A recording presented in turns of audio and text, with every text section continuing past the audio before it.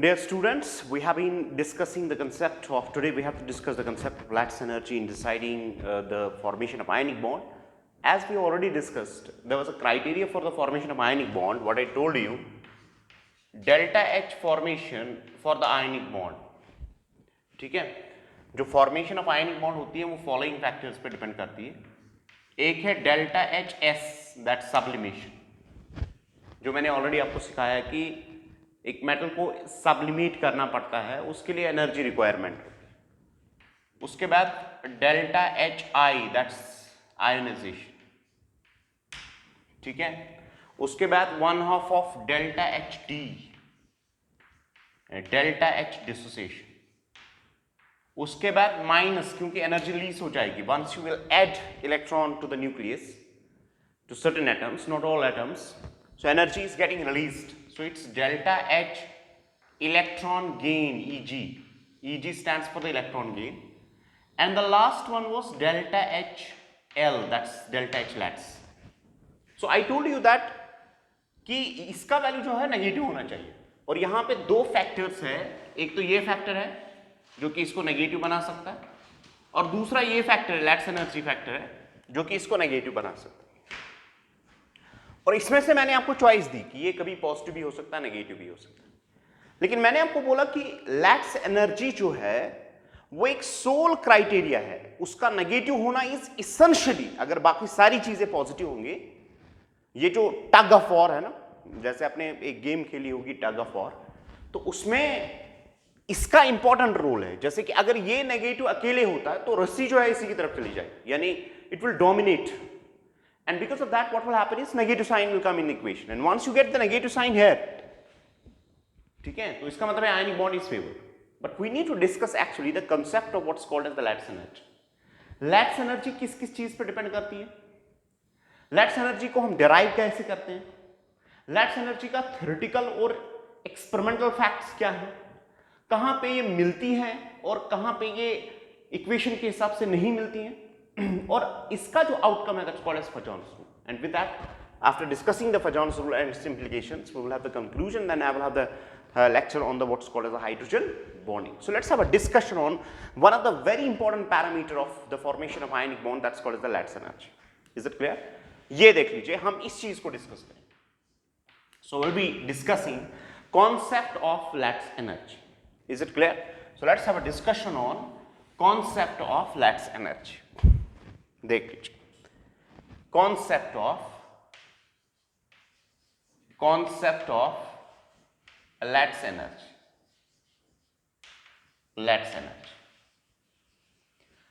अब यहां पे है कि कुछ लोग आप में से बोलेंगे कि सर आपने डेल्टा एच से लिखा है, कुछ तो डेल्टा यू से लिखते हैं. ठीक है, डेल्टा यू और डेल्टा एच का डिफरेंशिएशन आपको थर्मोडायनेमिक्स में आएगा. आप इसको डेल्टा एच भी लिख सकते हो, आप इसको डेल्टा यू भी लिख सकते हो. That will depend upon the type of the conditions which they are prevailing. अब ये पहले मैं लैटिस एनर्जी को डिफाइन करूंगा, उसके बाद इसकी इक्वेशंस दूंगा, उसके बाद इसके मॉडिफिकेशंस मिलेंगे आपको, उसके बाद आपको एक्सपेरिमेंटल और थ्योरेटिकल जो इसके वैल्यूज है वो हम कंपेयर करेंगे. तो पहली बात है कि लैटिस एनर्जी को हम डिफाइन कैसे करते हैं. देखिए, अगर मान लीजिए Na पॉजिटिव गैस है, ये कैटाइन है, इसको मैं Cl नेगेटिव गैस के साथ कंबाइन करके यहां पे NaCl solid state, that mean A crystalline solid. Crystalline solid आपको पता है किसको बोलते हैं? क्रिस्टलाइन सॉलिड में कैटाइन और एनाइन का एक रेगुलर अरेंजमेंट होता है. अगर मान लो कैटाइन है, उसके बाद एनाइन है, उसके बाद कैटाइन है, उसके बाद एनाइन है, तो एक पर्टिकुलर अरेंजमेंट होता है. ये arrangements of different types, they cannot be same everywhere, but whatever is the arrangement fundamentally present at one place, that actually extends. समझ आ रही बात? तो इस एक प्रोसेस को, जैसे हम सोडियम कैटाइन जो कि गैसेस स्टेट में है और Cl नेगेटिव जो कि गैसेस स्टेट में, अगर हम इनको सॉलिड स्टेट में कन्वर्ट करेंगे, यानी जब हम एक कैटाइन और एनाइन को आपस में कंबाइन करेंगे और उसके बाद उस एनाइन और कैटाइन के कंबाइन होने से उनका एक रेगुलर अरेंजमेंट प्रोड्यूस होगा सॉलिड स्टेट में, जो एनर्जी चेंज हो जाएगा, that's called as the lattice energy. So Lattice energy is actually energy released. By means of this process we can define it's the energy released. If you are going like this, if you are combining cation with anion, then it's energy released. But yes, we have conservation of energy. अगर आप NaCl को break करोगे आपको इतनी energy लगेगी, because energy is neither created nor destroyed. Is it clear? तो backward process में it's energy required, forward process में it's energy released. So I will define it, it's energy released when 1 mole of NaCl is formed from its constituents. So how you define Lattice energy? Lattice energy is the energy released, it's the energy released, we can say at a constant pressure. Is it clear? At a constant pressure when 1 mole of ionic compound is formed from its constituents. Is it clear? From its where? Constituents. So let's have a discussion on this, that what is Lattice energy actually. So I will define it as Lattice energy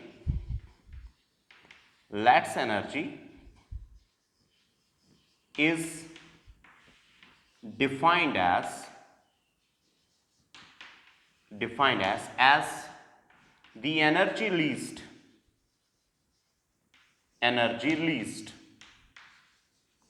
when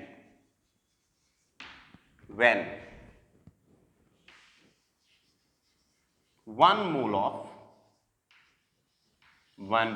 of ionic compound is, when 1 mole of formula unit I can say, or ionic bond nahi, sorry, when 1 mole of formula unit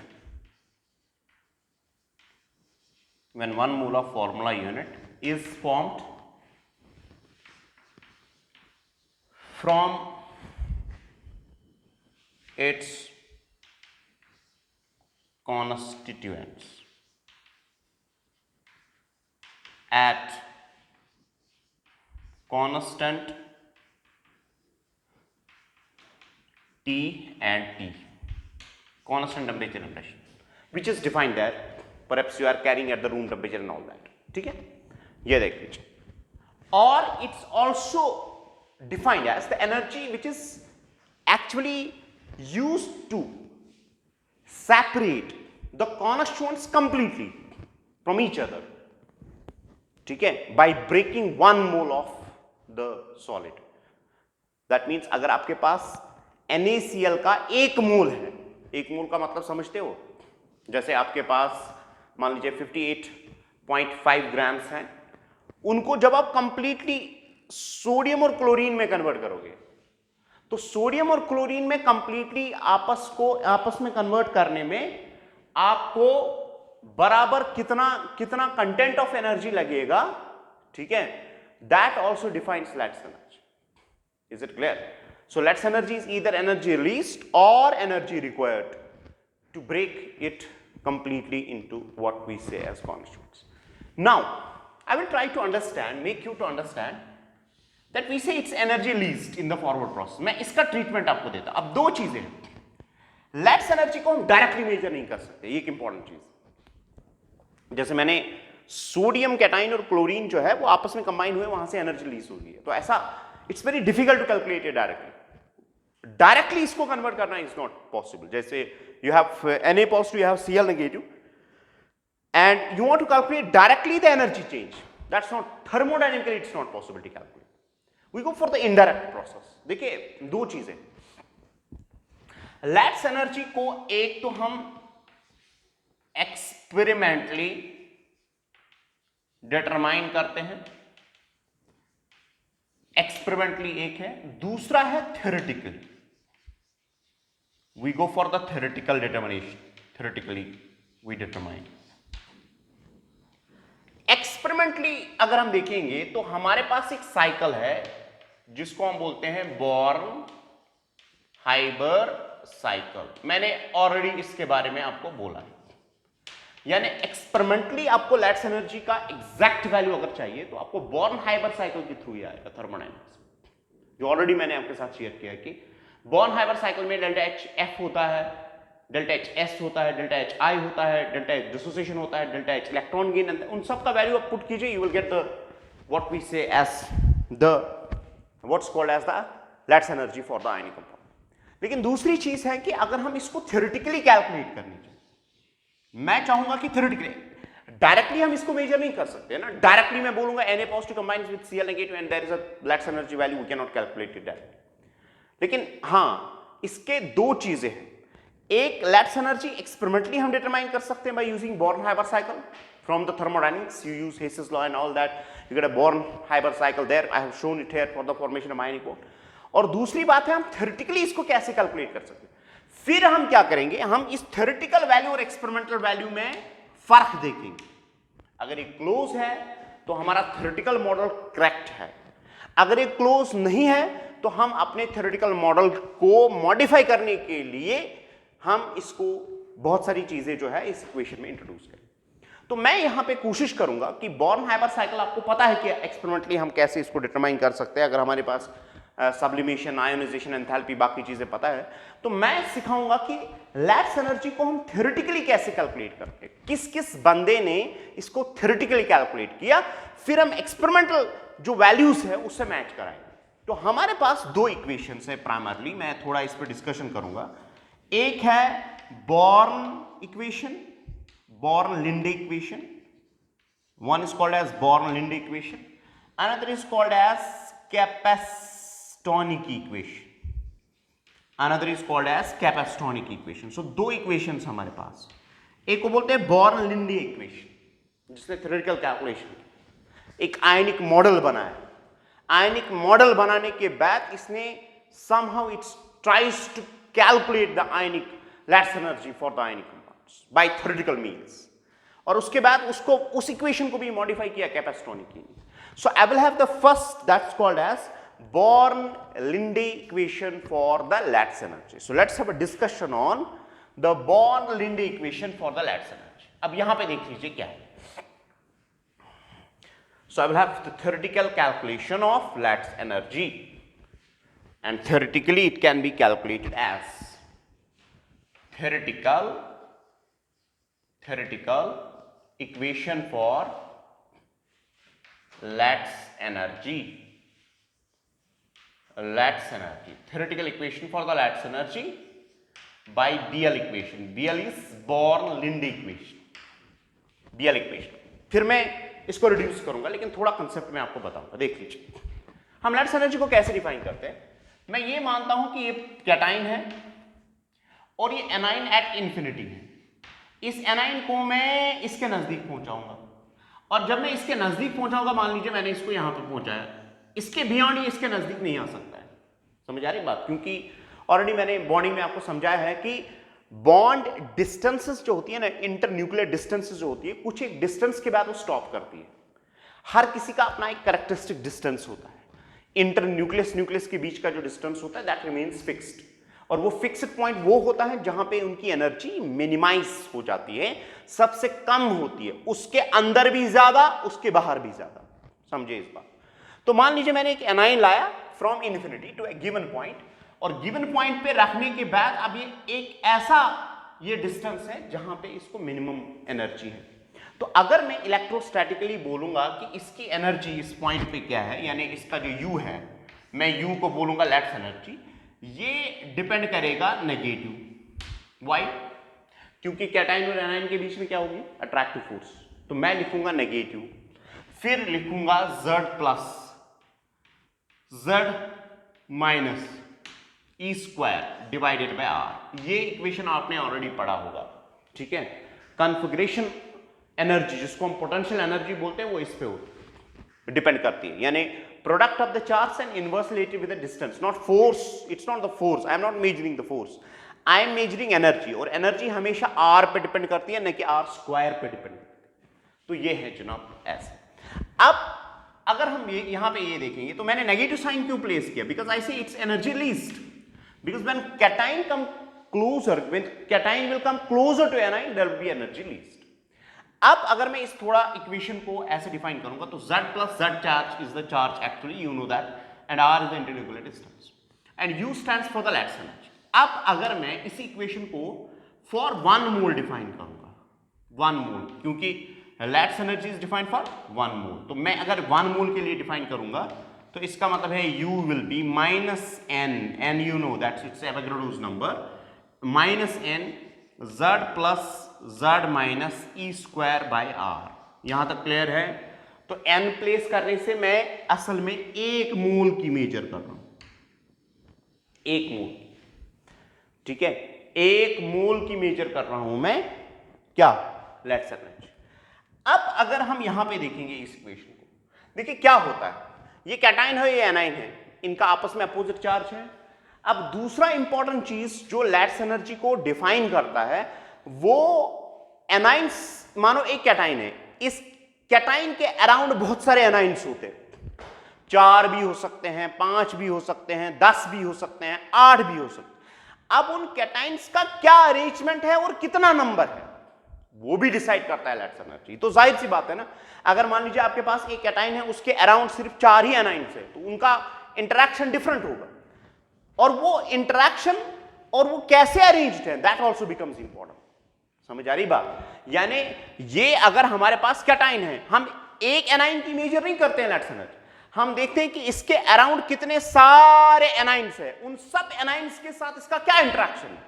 अगर ये A9 है, इस सब के around जितने भी cations होंगे उन सब के साथ ये कैसे इंटरेक्ट करता है, जो इसके नजदीक होंगे उसके बाद नेक्स्ट लेयर में होंगे, नेक्स्ट लेयर में, नेक्स्ट लेयर में, नेक्स्ट लेयर में, और जितनी भी interaction, sum total of interactions measure करेंगे वो डिपेंड करेगा कि इसके अराउंड कैटाइंस कितने हैं और उनका अरेंजमेंट कैसा है। मेरी बात समझ में आ रही है?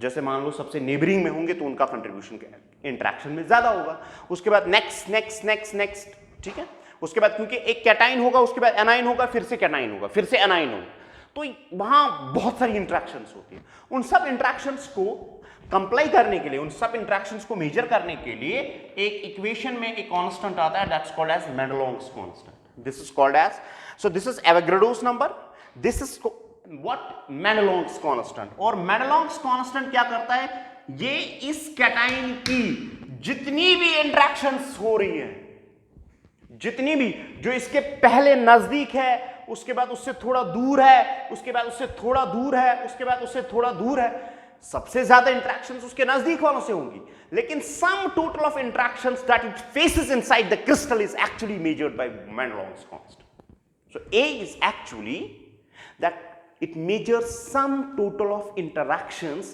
which this cation faces inside the ion crystal, or it measures sum total of interactions of anions that's there present inside the crystal. sum total समझ आ रहा है? वो समझ आ रही है मेरी बात? जैसे मैं आपको एक सिंपल सी चीज बताऊंगा, आप घर पे हो, सबसे ज्यादा इंटरेक्शन आपको किसके साथ होती है? घर वालों के साथ। उसके बाद उसके दूसरा जो आपके नेबर्स हैं या आपके चचेरे हैं उसके साथ, फिर उनके पफेरों के साथ, उसके बाद नेक्स्ट के साथ, उसके बाद नेक्स्ट नेक्स्ट नेक्स्ट, जितने भी लोग आपको जानते हैं, तो मोस्टली आपका इंटरेक्शन घर में होता है। समझ आ रही बात? तो ये मेडलोंग्स कांस्टेंट जो होती है ना, ये सारी इंटरेक्शंस जो इनसाइड क्रिस्टल होती है उन सबको मेजर करता है, और इसके कुछ पर्टिकुलर वैल्यूज है। एक तो ये है, तो this measures sum total of interactions. This measures sum total of interactions faced by a cation or anion. समझ आया?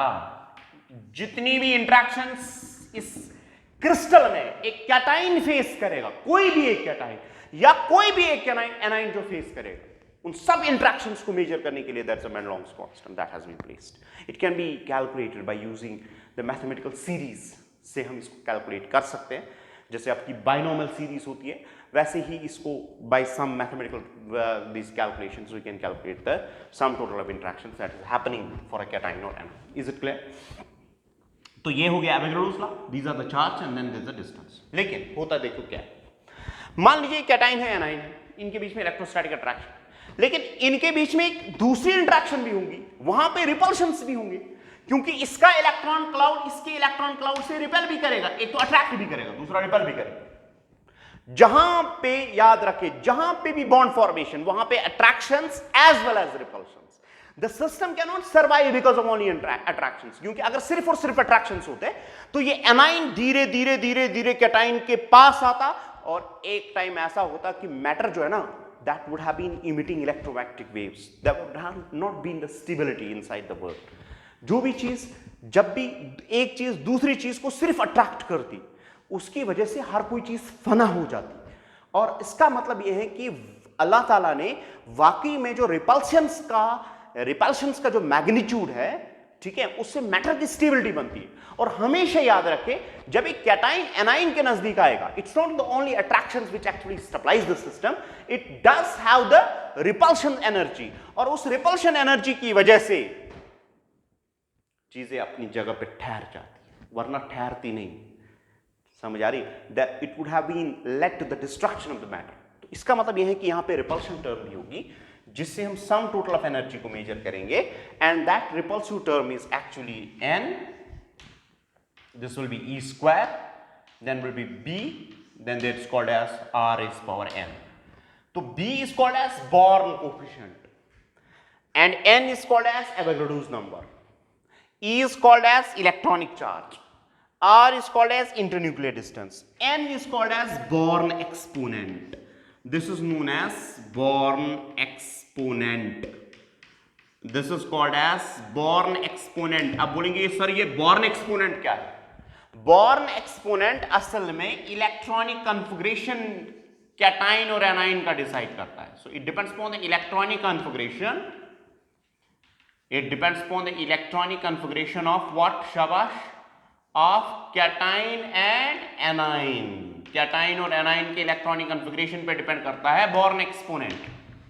समझ आ रही बात? तो ये पॉजिटिव साइन का मतलब है there is repulsions, negative sign का मतलब है देयर आर अट्रैक्शंस. तो जब एक कैटाइन एनाइन क्रिस्टलाइन सॉलिड बनाते हैं, उस टाइम पे अट्रैक्शंस भी होते हैं और रिपल्शंस भी होते हैं. मुझे बताओ, अगर इन दोनों में U को नेगेटिव होना है तो कौन डोमिनेट करना चाहिए? This attractive term should dominate. So this is an attractive term and this one is what's called as repulsive term. Repulsive term. बात समझ में आ रही? So this is attractive term, this is. So whenever there is a concept of the Lattice energy is introduced, always there are attractive terms as well as repulsive terms. But attractive terms while forming ionic bonds should dominate over repulsive terms. एक crystalline solid में attractions भी होती है, repulsions होती है. लेकिन जब crystalline solid बनता है, उस टाइम पे attractions should dominate over repulsions. Then and only then what we say as a crystalline solid should be formed. बात समझ में आई? तो अब अगर इस इक्वेशन को, ठीक है, इस इक्वेशन को मैं थोड़ा, मतलब वो आपके मे बी आपके दिमाग से थोड़ा ज़्यादा हो जाएगा. तो अगर मैं इसको डिफरेंशिएशन करता हूँ, यानी du by dr डिफरेंशिएशन करता हूँ, क्योंकि जो चेंज हो रही है ना लेट्स एनर्जी की, that's happening with respect to r. हम r इंटरन्यूक्लियर डिस्टेंस को चेंज करते हैं.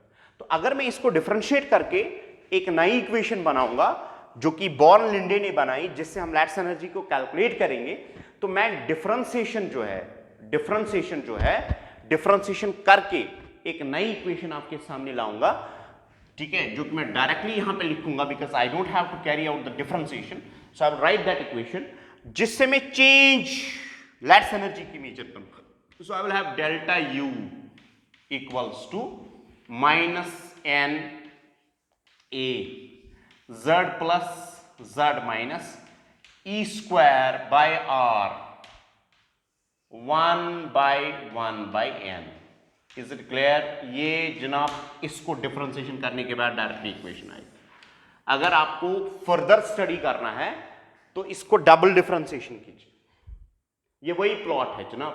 मैं थोड़ा आपको बताऊंगा, अगर किसी को समझ आता है तो ठीक, अगर नहीं तो आप इसके डिटेल में जा सकते हैं. फाइनली आपको ये इक्वेशन मिलेगी. देखिए होता क्या है, जब बॉन्ड फॉर्मेशन होती है तो आपने मोर्स पोटेंशियल कर्व पढ़ी है. मोर्स पोटेंशियल कर्व में मुझे ये निकालना है, मिनिमा निकालना है. मिनिमा का मतलब है ये U है, तो मिनिमा पे क्या होगा, शाबाश, इसका वैल्यू क्या होगा, du by dr should be equal to 0. Is it clear?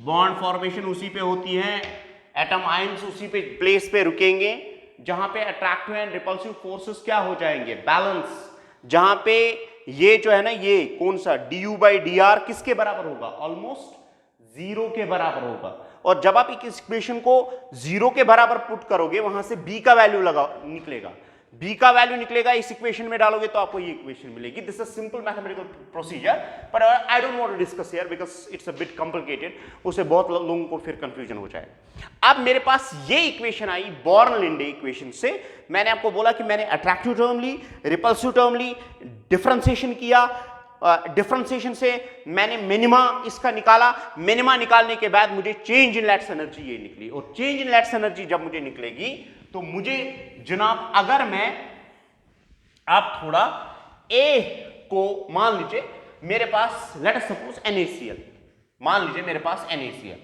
मुझे बताओ इसका लैटिस एनर्जी मुझे कैलकुलेट करना है, तो मुझे क्या करना है, जैसे n आपको पता है तो मुझे इसका A चाहिए, तो NaCl जो है हमारे पास, NaCl जो है हमारे पास है, इसका A वैल्यू जो है वो समहाउ 1.7 दिया गया है टेक्स्ट में, आप ये देख सकते हो 1.747, ठीक है, आप इसको पुट कर सकते हो।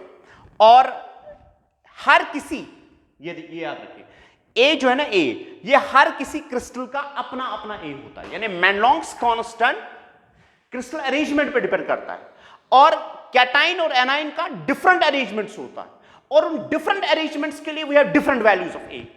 जैसे मैं अभी बताऊंगा आपको, हमारे पास NaCl है, इसका ए वैल्यू ये है, अगर जिंक सल्फाइड होगा उसका ए वैल्यू क्या है वो आप किताब से देख सकते हो, ठीक है, या आप नेट से भी इसको देख सकते हो कि हमारे पास डिफरेंट जो जितनी भी कैटाइन एनाइन अरेंजमेंट्स ले सकते हैं उनके डिफरेंट ए वैल्यूज हैं, और वो ए वैल्यूज आप वहां पे दिए गए होंगे, या जब भी आपसे पूछा जाएगा या जब भी आप कुछ कैलकुलेट करोगे आपको दिया गया होगा what will be the A value, because it's a constant and it's called as Madelung's constant. फिलहाल NaCl के लिए हमारे पास ए वैल्यू ये है, ठीक है, तो आपका इसका पूरा चार्ट मिलेगा।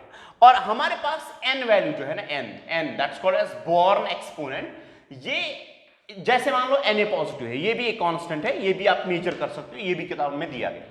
बॉर्न एक्सपोनेंट जो है Na पॉजिटिव के लिए और Cl नेगेटिव के लिए किताबों में दिया गया है। Na पॉजिटिव का आपको इलेक्ट्रॉनिक कन्फिगरेशन किसके जैसे होता है, नियॉन का, समझ आ रही बात, Na पॉजिटिव का ये इलेक्ट्रॉनिक कन्फिगरेशन पे डिपेंड करता है, तो इसका नियॉन के जैसा होता है, इसका आर्गॉन के जैसा होता है।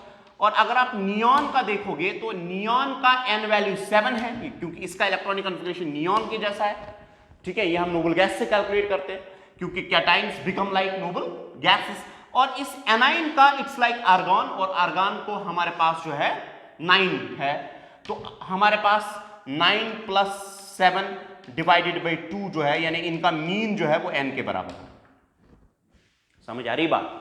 तो 9 + 7 कितना हो गया, 9 + 7 हो गया कितना, 16, 16 डिवाइड बाई 2, तो आपको 8 वैल्यू आएगा।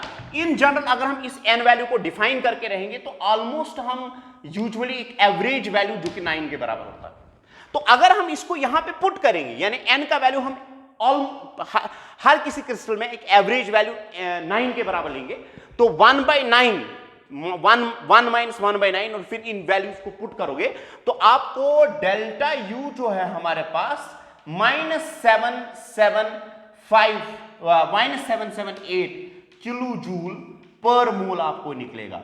ये है जनाब theoretical, what this is theoretical. लेकिन अगर आप डेल्टा U एक्सपेरिमेंटल कैलकुलेट करोगे तो आपको -775 किलो जूल्स पर मोल आपको निकलेगा।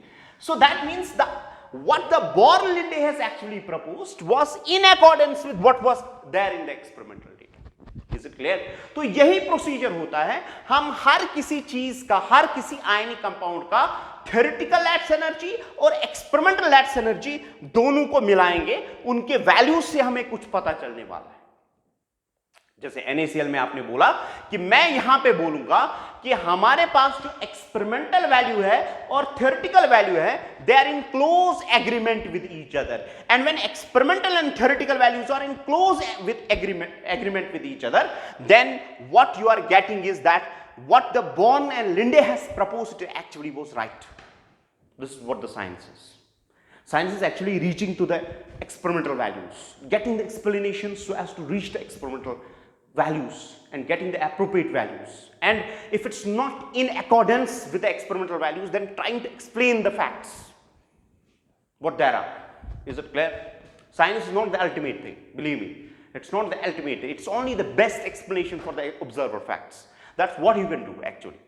तो यहां पे मैं ये बोलूंगा कि ये मॉडल जो है बॉर्न-लिंडे इक्वेशन जो है, जो थ्योरेटिकली हमने कैलकुलेट किया और जो एक्सपेरिमेंटली हमने कैलकुलेट किया, it's in close agreement with what is observed. और एक बात फिर से मैं बताऊंगा कि आपको ए वैल्यूज आपको पता चलेंगे, because A values ionic compound के क्रिस्टल के स्ट्रक्चर से मिलता है.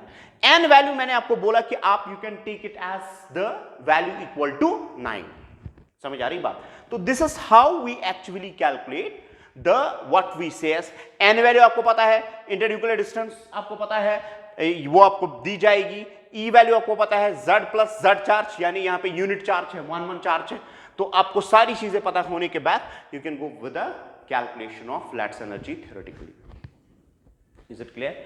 बट ये देखा गया कि बॉर्न-लिंडे इक्वेशन जो है, इसमें ए वैल्यू जो कैलकुलेट हम करते हैं, इसके लिए क्रिस्टल का स्ट्रक्चर पता होना चाहिए. Then and only then we can calculate the A value.